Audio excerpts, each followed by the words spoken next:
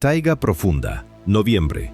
Ahora mismo afuera hace 20 grados bajo cero. Estás en un claro, completamente solo. A tu alrededor, un bosque infinito. El asentamiento más cercano está a 50 kilómetros a través de una espesura impenetrable. Tienes exactamente 72 horas.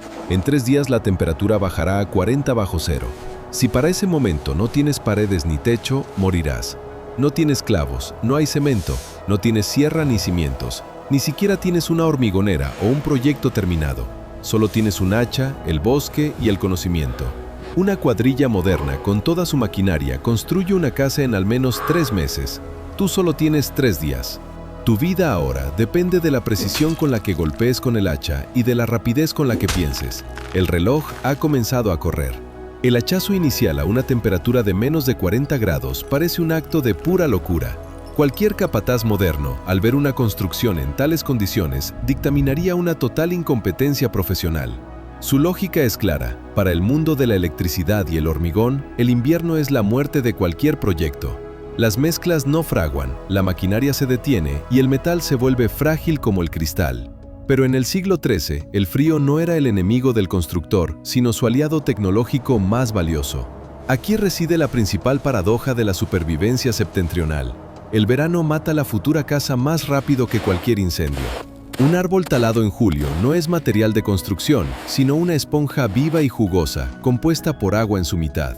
Dentro de ese tronco la vida bulle, lo que significa que también lo hacen los procesos de descomposición. Un árbol de verano comienza a pudrirse desde el interior apenas 2 semanas después de ser talado. Cuando se seca en las paredes, inevitablemente comienza a retorcerse y romperse siguiendo las fibras. En solo un año, en una estructura así, aparecen grietas que la atraviesan de 5 o 7 centímetros de ancho. Vivir en ella significa luchar eternamente contra las corrientes de aire y el moho. Una casa de verano se rinde después de 20 años, dejando tras de sí solo polvo podrido. El bosque de invierno es un elemento totalmente distinto. En cuanto llega la verdadera helada, el movimiento de la savia dentro del tronco se detiene. El árbol entra en una profunda hibernación y el exceso de humedad se retira a las raíces, dejando el tronco lo más seco posible, incluso antes de ser talado. El mecanismo natural de cristalización de la humedad congelada en su interior hace que la madera sea un 20% más densa y fuerte que la de verano. El frío actúa como un esterilizador natural, preservando la resina y matando a los insectos. Una estructura de troncos así se seca de manera uniforme, permaneciendo monolítica durante décadas. La diferencia en durabilidad es colosal. Una casa de invierno dura 70 años, albergando la vida de 3 generaciones de una familia. 50 años de seguridad adicional es un precio por el que vale la pena luchar. Sin embargo, esta fiabilidad exige un precio desorbitado. Talar el bosque a 40 grados bajo cero es un verdadero trabajo forzado. Las manos pierden sensibilidad tras solo 10 minutos y el acero del hacha se comporta de forma impredecible. En lugar de entrar suavemente en las fibras, la hoja rebota con un estruendo contra el pino congelado, transmitiendo una vibración punzante a las articulaciones heladas. El metabolismo humano trabaja al máximo en ese momento. El cuerpo genera calor produciendo sudor, pero en este clima, el sudor se convierte en un enemigo mortal. Basta con que una persona se detenga un minuto para que la humedad bajo la ropa se convierta instantáneamente en una costra de hielo, absorbiendo las últimas chispas de calor del organismo. Tienes que elegir: sobrevivir a 3 días de infierno ahora o congelarte cada mañana durante los próximos 70 años. En un mundo donde la única moneda es el conocimiento de las leyes de la naturaleza, la elección es obvia. Pero la recolección de la madera es solo el primer paso en la carrera contra el reloj. No se trata solo de talar el bosque, sino de elegir los troncos adecuados que puedan resistir el embate de los elementos. Y aquí entra en juego la fría matemática de los volúmenes, donde cualquier error en los cálculos puede hacer que la casa sea inútil incluso antes de que se encienda el primer fuego en ella. El sol se oculta rápidamente tras las copas de los abetos y en el reloj invisible de la supervivencia queda cada vez menos tiempo. El primer pino derribado levanta una nube de nieve punzante y en el contador de tiempo invisible quedan exactamente 72 horas hasta el momento en que el frío supere la marca de los 50 bajo cero. La tarea de preparar 35 troncos poderosos es la primera barrera, tras la cual hay o bien calor o bien una tumba de hielo. El bosque alrededor está lleno de pinos delgados y esbeltos de unos 20 centímetros de diámetro. Trabajar con ellos es mucho más fácil. Se cortan con menos esfuerzo, se arrastran y se colocan más rápido. Se podría terminar el trabajo en la mitad de tiempo, pero ese ahorro de fuerzas en la taiga es una trampa mortal. El grosor de la pared en este mundo es la única capa de aislamiento disponible. La física aquí es sumamente sencilla. Un tronco de 20 centímetros de grosor deja pasar el calor de forma demasiado activa. Tras una semana de heladas prolongadas, dentro de una cabaña así se establecería una temperatura de 10 bajo cero. Esto ya no es una casa, sino una morgue. En una habitación así, una persona inevitablemente muere congelada mientras duerme, sin importar cuántas pieles lleve encima. Las paredes de troncos gruesos de 35 centímetros, en las mismas condiciones, son capaces de mantener 5 grados sobre cero en el interior. Para una persona moderna, esto es el frío de un sótano húmedo, pero en la taiga extrema es un oasis salvador, donde la sangre sigue corriendo por las venas sin convertirse en hielo. La diferencia de 15 centímetros de madera es la frontera entre la vida y la muerte. Talar cada árbol gigante requiere unos 25 minutos de tensión feroz. Todo el volumen de preparación toma casi 15 horas de trabajo continuo. Sin embargo, en noviembre, la luz del día dura solo 6 horas y luego llega la noche cerrada y negra. Esto convierte la construcción en un auténtico thriller de producción. Una mano tiene que estar ocupada con una antorcha de resina encendida, mientras que con la otra se asestan golpes precisos con el hacha pesada sobre las fibras congeladas. El polvo de nieve que se levanta con los golpes se pega instantáneamente al rostro, convirtiéndose en una máscara de hielo, mientras las chispas de la antorcha se apagan en el aire antes de tocar el suelo. Bajo la luz naranja danzante, las sombras se vuelven largas y aterradoras. Un error de un par de milímetros debido a la mala visibilidad puede costar una hoja rota o una lesión grave que nadie aquí puede curar. El asentamiento más cercano está a 50 kilómetros y cualquier descuido convierte la obra en una catástrofe. Pero el ritmo no se puede reducir ni un segundo. Talar pocos troncos significa quedarse sin paredes para cuando llegue la ventisca. Talarlos demasiado delgados significa elegir voluntariamente la muerte por hipotermia en la primera semana. Al final del primer día, los 35 troncos pesados descansan por fin en pilas. El cuerpo se convierte en una sola herida dolorida y las manos tiemblan por el sobreesfuerzo. La primera etapa ha terminado y en el temporizador quedan 48 horas. La madera está lista, pero por ahora es solo un montón de troncos congelados y dispersos. Cuando la luna se eleva sobre las copas afiladas de los abetos, el silencio se vuelve tan denso que se oye cada movimiento del aire. El frío empieza a transformar no solo la madera, sino el paisaje mismo. En ese vacío muerto, de repente resuena un crujido agudo, similar a un cañonazo. Es la tierra misma bajo los pies la que comienza a agrietarse por la creciente presión del frío. En esos momentos surge una pregunta aterradora. Si incluso el suelo vivo no soporta la presión del frío, ¿cómo hacer que estos troncos congelados se mantengan unidos y no se desmoronen sin un solo clavo? Al fin y al cabo, el hierro en este clima se comporta de forma aún más impredecible, pasando de ser un ayudante a una carga peligrosa. La mañana del segundo día recibe al constructor con una niebla gélida, y en el temporizador invisible de supervivencia se enciende la marca. Quedan 48 horas. Los 35 troncos poderosos ya están en el claro, pero ahora son solo una montaña de madera muerta. Deben unirse en una estructura única, y hay que hacerlo lo más rápido posible. Un constructor moderno en esta situación recurriría a los clavos, pero en el mundo del siglo XIII, la ausencia de hierro no es una carencia, sino la garantía de que la casa no se convierta en polvo. En condiciones de frío extremo, un clavo de hierro común se vuelve un traidor. A 40 grados bajo cero, la resistencia del hierro cae un 30%. Pierde su plasticidad y comienza a romperse como si fuera cristal frágil.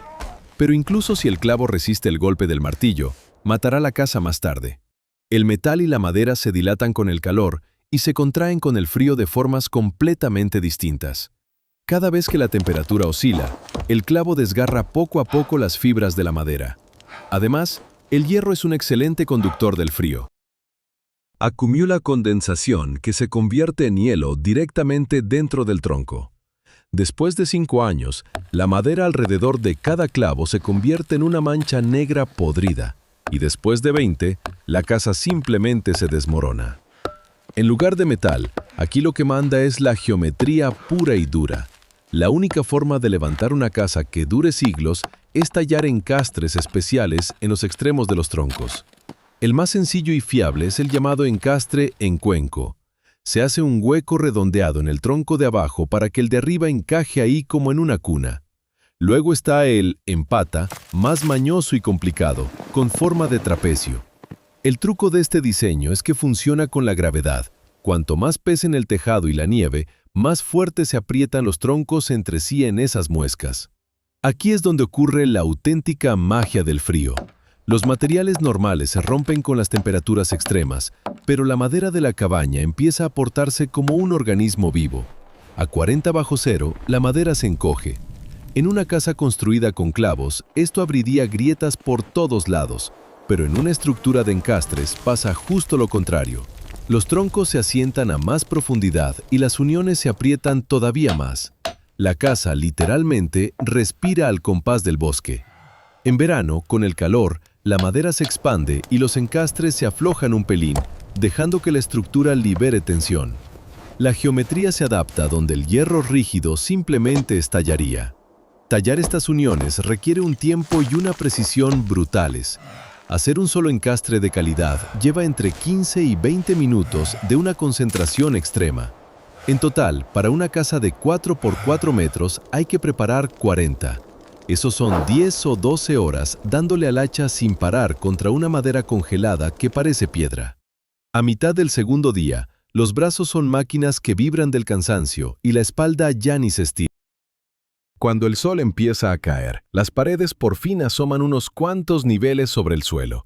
Parece que la victoria está cerca, pero de pronto el maestro se queda de piedra. Bajo sus pies retumba un rugido sordo y pesado que viene de debajo de la nieve. Es el recordatorio de que hasta los muros más fuertes no sirven de nada si el suelo tiene planes peligrosos. En la taiga, la tierra se congela a más de 2 metros de profundidad y en primavera empuja hacia arriba con una fuerza bestial todo lo que tenga encima. Surge entonces un problema igual de grave. ¿Sobre qué vas a poner este armatoste de toneladas para que al primer deshielo no se parta por la mitad como si fuera una rama? La tarde del segundo día cae sobre la taiga de golpe, tiñendo la nieve de un azul cadavérico. Aprovechando lo que queda de luz, el maestro termina los últimos encastres. Los troncos están listos, pero aquí aparece la pregunta que dejaría frito a cualquier constructor de hoy. ¿Dónde están los cimientos? Para nosotros, una casa empieza con hormigón y una zanja profunda, pero en el siglo XIII intentar hacer eso habría sentenciado la obra al fracaso. Para los antiguos eslavos, el hormigón no es que fuera inalcanzable, es que era un peligro. A 40 bajo cero, cualquier mezcla con agua se vuelve granizado antes de fraguar. Y aunque ocurriera un milagro y pudieras echar un bloque de hormigón perfecto, en primavera sería el culpable de que la casa se viniera abajo. El problema está en las entrañas de la tierra. En la dura taiga del norte, el suelo se congela a 2,5 metros de profundidad. La humedad atrapada se vuelve hielo y se expande con una fuerza descomunal. Es lo que llaman el empuje del suelo helado. La tierra literalmente hierve y sube 15 o 20 centímetros. Un cimiento rígido y fijo en estas condiciones simplemente estalla. La presión desde abajo revienta la piedra y la grieta sube disparada, partiendo las paredes de la casa en dos. Para un eslavo, eso significaría perder su único refugio en lo peor del invierno, cuando ya es imposible volver a construir. Pero los maestros de antes dieron con una solución brillante: la cimentación flotante. En lugar de pelearse con la fuerza de la tierra, decidieron moverse con ella. En vez de zanjas y cemento, ponen en las esquinas de la futura casa 4 pedruscos enormes de unos 150 kilos cada uno. Bajo los muros, colocan tablones anchos de alerce, una madera que con la humedad y el frío solo se vuelve más dura hasta parecer piedra con el tiempo. Este diseño convierte la cabaña en una especie de barco sobre las olas heladas del suelo. Cuando la tierra sube en primavera, levanta la piedra y con ella toda la casa. Cuando el suelo baja, la cabaña desciende suavemente. Al no haber un agarre rígido, no hay tensión que rompa nada. La casa sobrevive mientras el bosque respira con el cambio de estaciones. Colocar esos pedruscos y nivelar la base lleva 3 horas de un trabajo agotador bajo el crepúsculo. Hay que desenterrar las piedras de la nieve profunda y moverlas a pulso hasta la obra. Al final del segundo día, la estructura por fin está en su sitio. En el cronómetro de la supervivencia solo quedan 30 horas. Las paredes empiezan a subir, pero no hay tiempo para celebraciones. El cielo al norte se vuelve de un limpio que asusta y se llena de estrellas. El aire es tan fino que cualquier sonido viaja kilómetros. El maestro lo sabe. Esa caja abierta por arriba es ahora mismo una chimenea gigante que escupe todo el calor al cielo. Si no le pone el tejado antes de que llegue la ventisca, todo el palizón de los 2 primeros días no habrá servido para nada. La mañana del tercer día no deja lugar a dudas. La naturaleza avisa de que el tiempo se agota. El cielo se cubre de una bruma de plomo pesada y el aire se queda tan quieto y espeso que el silencio te presiona los oídos. Es la señal de que por la noche el frío va a arrear con más fuerza. Los muros están arriba, pero sin techo, la cabaña es un trasto inútil. Hay que convertir ese hueco en una fortaleza protegida antes de que anochezca, creando un escudo real entre el hombre y el cielo helado. Toca la parte más peligrosa, montar las vigas y el entramado del tejado. Hay que subir y fijar 8 troncos pesados a 3 metros de altura. Con las manos totalmente dormidas de tanto talar y la madera resbaladiza por la escarcha, cada paso por lo alto de los muros es un equilibrio sobre el abismo. En el siglo XIII, en mitad de la taiga, una lesión grave es el fin. Una pierna rota o una rodilla destrozada a esa temperatura y lejos de todo, significa que no podrás mantener el fuego ni moverte, es decir, te congelas en pocas horas. Lo más desesperante es preparar la corteza de abedul. Este polímero natural es el aislante perfecto contra la humedad, pero a 40 bajo cero la corteza pierde toda su flexibilidad. Se vuelve quebradiza como plástico viejo y estalla en cuanto intentas desenrollarla. Los antiguos eslavos arreglaban este entuerto con fuego y agua. Montan una hoguera grande junto a la obra con calderos de agua hirviendo. Hay que escaldar cada una de las 40 láminas de corteza durante unos 15 minutos. Solo después de ese baño, la corteza se vuelve elástica un momento, lo justo para solaparla sobre las vigas. El vapor del agua se congela al instante en las cejas y la ropa, cubriendo al constructor con una coraza de hielo. Solo en preparar el aislamiento se van más de 6 horas. Encima de la corteza se pone una capa de tepe, tierra con césped, y luego se remata con una capa densa de tierra. Este pastel de varios cientos de kilos hace 2 cosas. Sirve de aislante potente y aprieta la corteza contra los troncos. Sin ese peso, el viento, que cada vez sopla más fuerte, arrancaría el aislamiento con facilidad. El tejado de tierra, literalmente, suelda la estructura, convirtiendo piezas sueltas en un escudo monolítico. Para mediodía, el trabajo en las alturas termina. El tejado está listo, pero al mirar las paredes queda claro que la batalla aún no ha acabado. Entre los enormes troncos se ven rendijas por las que ya empieza a colarse un aire que corta. La estructura sigue ahí, pero todavía es transparente al aliento gélido del bosque. Mientras el maestro baja, las primeras ráfagas de viento arrancan un silbido extraño en esos huecos. Los muros están listos para resistir, pero todavía no saben guardar el calor. Queda el último empujón para convertir este colador en un auténtico termo antes de que el frío pegue el hachazo final. Ese silbido en los huecos vacíos que haría temblar a cualquiera que busque refugio, para un maestro experto, es una orden clara. En el cronómetro de supervivencia quedan 16 horas y toca arreglar lo que a un urbanita de hoy le parecería una chapuza. Entre los troncos se han dejado adrede huecos de 3 y hasta 5 centímetros.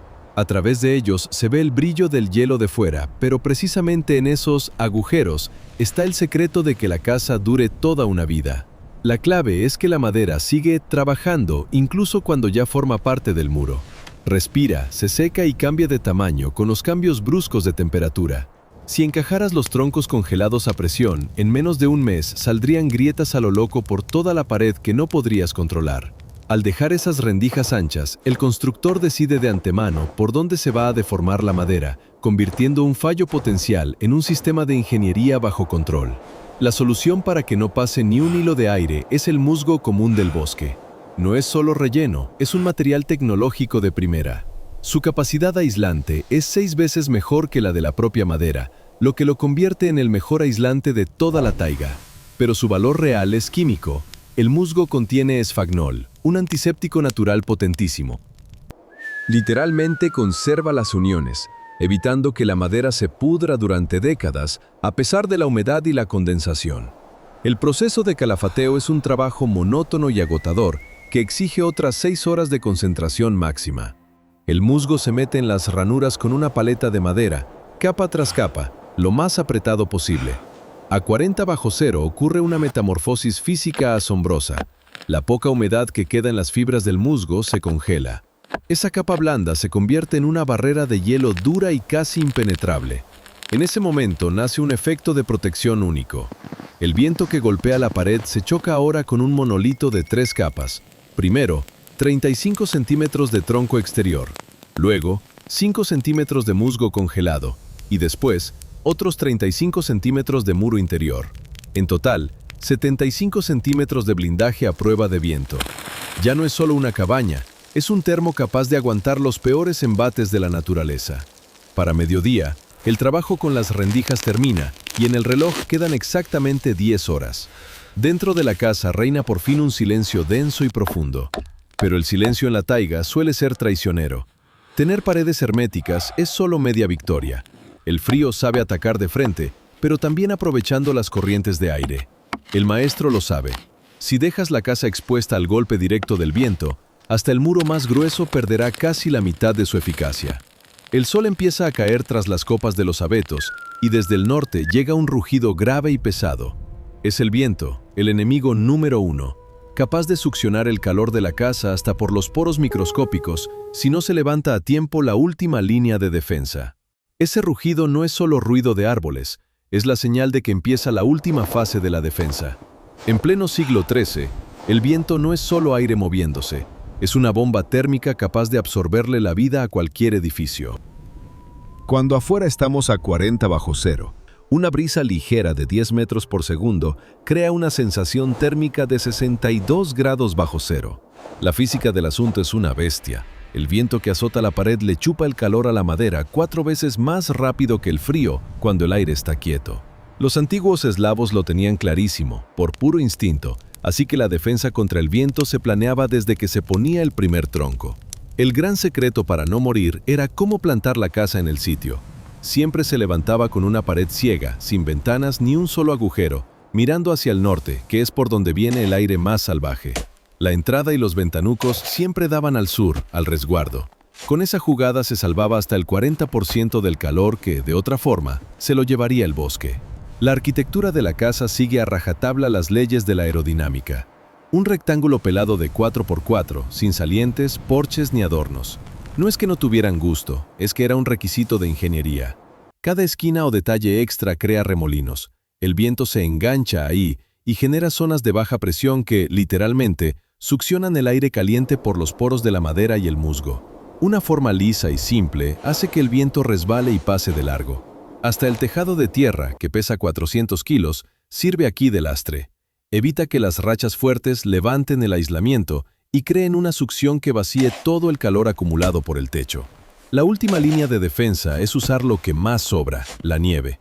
El maestro levanta un cinturón de nieve apretada de unos 60 centímetros alrededor de la base. La nieve es un aislante natural acojonante con una capacidad de aguantar el calor increíble. Ese montón de nieve contra los muros regala unos 25 grados extra de protección en el suelo, que es donde más se nota el frío. Al terminar el tercer día, el trabajo fuera se da por concluido. Por fuera, la casa parece una loma de nieve de la que apenas asoman los troncos. Faltan pocas horas para que se haga de noche cerrada. La casa está lista, es hermética y aguanta el viento, pero por dentro sigue habiendo un frío sepulcral. El aire está muerto. Ahora, en ese rincón que huele a pino fresco y a musgo congelado, tiene que nacer el primer fuego. Pero ojo, que este momento es el más delicado. El cambio brusco de temperatura puede ser la salvación, o puede mandar al traste en un segundo todo lo que se ha levantado con un esfuerzo sobrehumano durante 3 días. En medio de un silencio total, solo se oye fuera la ventisca desatada, buscando el más mínimo hueco para colarse en la nueva fortaleza. Cuando la ventisca se adueña de todo finalmente, la temperatura exterior cae en picado hasta los 48 bajo cero. En esa oscuridad, la única referencia es la silueta compacta de la cabaña. Dentro reina un frío de muerte y una penumbra espesa.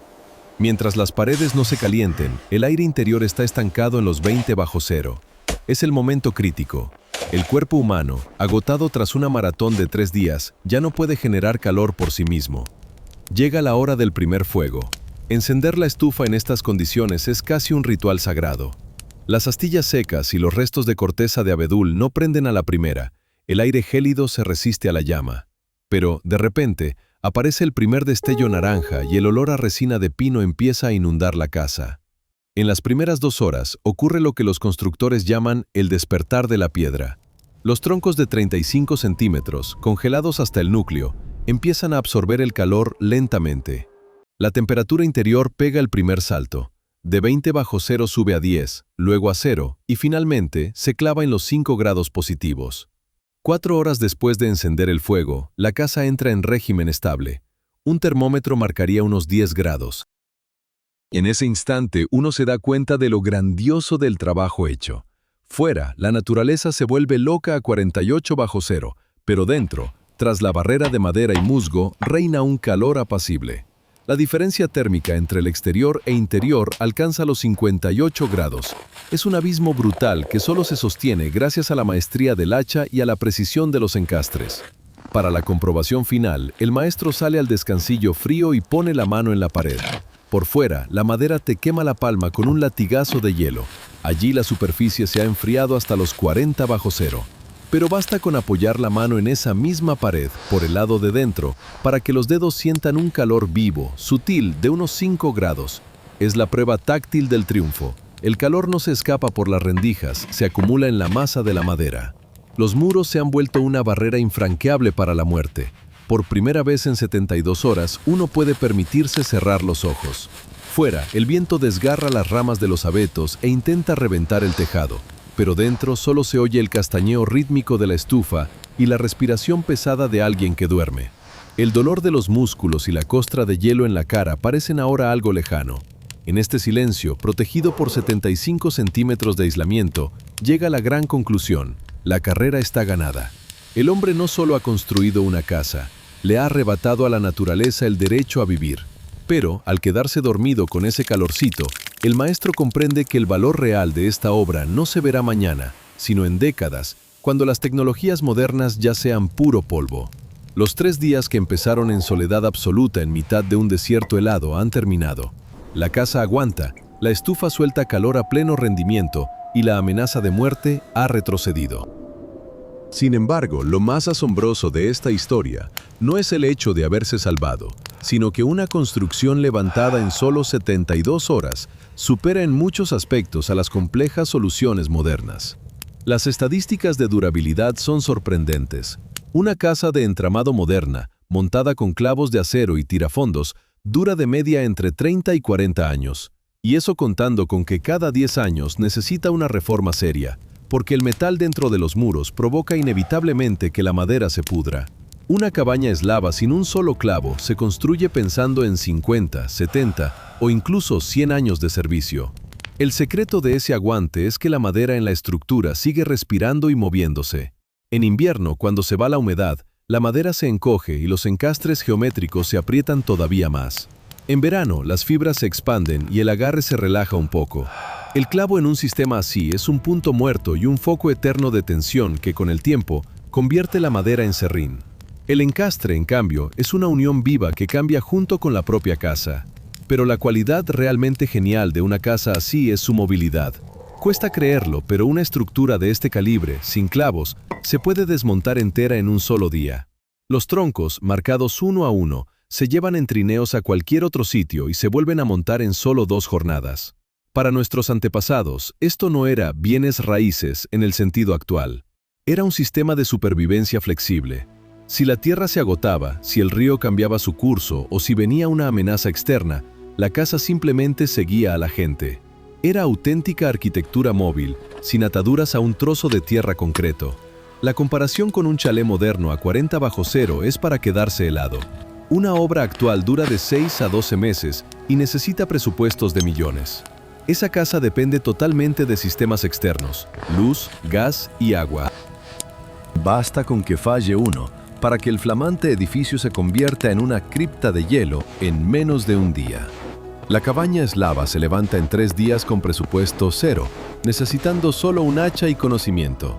Se mantiene autónoma durante décadas sin necesitar nada más que leña del bosque de al lado. Ahí está la respuesta clave a qué es más fuerte. Las tecnologías modernas se apoyan en decenas de sistemas frágiles, mientras que el saber antiguo depende de una sola cosa: la experiencia. En condiciones extremas, no gana el que se rodea de los mecanismos más complejos, sino el que es más independiente. Saber cómo convertir unos troncos congelados en una fortaleza es la tecnología punta de verdad. Permite no solo existir en un mundo hostil, sino vencer a la propia naturaleza, convirtiendo el frío mortal en un aliado. No sobrevive el más tecnológico, sobrevive el más autónomo.